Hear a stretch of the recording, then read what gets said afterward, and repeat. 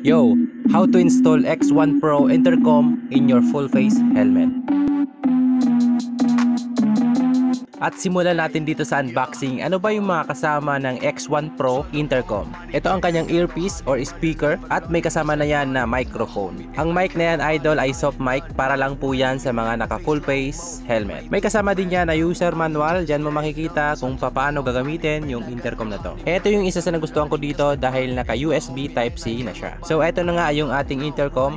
Yung malaking bilog na yan, yan yung kanyang off and on. Yung letter M na yan na umiilaw, yan yung kanyang mode. Dyan mo pipindutin kung mag-intercom ka or mag-bluetooth ka. At dalawang set nga yan ng budget meal na intercom yung ilalagay natin sa helmet ko at sa helmet ni OBR. Unahin na natin itong helmet ni OBR na SBX02 Prism Series. Unang gagawin nyo dyan mga tol ay baklasin nyo muna yung foam dyan sa loob ng helmet nyo. Karamihan nga sa mga helmet ngayon ay mga naka-intercom ready na. So ibig sabihin nun mga tol, may naka-ready na yan na lalagyan ng ating earpiece. At katulad nga nito, may inalis akong foam dito sa side ng aking helmet. At dyan natin ilalagay yung speaker ng intercom.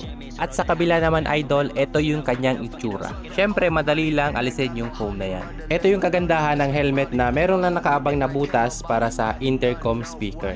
Kasi hindi siya nakausli at hindi siya masakit sa tenga. So nakabaon kasi yung speaker niya. Dito naman sa part na to, kailangan mo dito ng tape or electrical tape. Depende sa'yo kung anong gagamitin mo dyan. Mas madali kasi isuksok or itago yung wire na mahaba na yan kapag magkadikitan sila. Pagkatapos mo isiksik yung mga wire na yan sa loob, ilagay mo na ulit yung mga pad ng helmet mo. Yung mic naman na yan, meron siyang adhesive. Dyan mo ididikit sa side na yan. At last, ididikit mo yung intercom sa left side ng helmet mo. At dito naman tayo sa helmet ko na version 1 na GSX 3000 Evo. Sa helmet na to na version 1, meron din siya nakaabang na butas para sa speaker ng intercom. Pero hindi siya katulad ng SBX01 na naka-open. Meron kasi siyang cover na tela or foam na manipis. Ito yung ginawa kong diskarte dito. Diyan ko siya pinasok sa open na part na yan. Hanggang sa mag-fit doon sa butas para sa speaker. Fit na fit nga yan at hindi nakaangat yung speaker. Same process lang pagkatapos yan at kinabit ko na yung foam.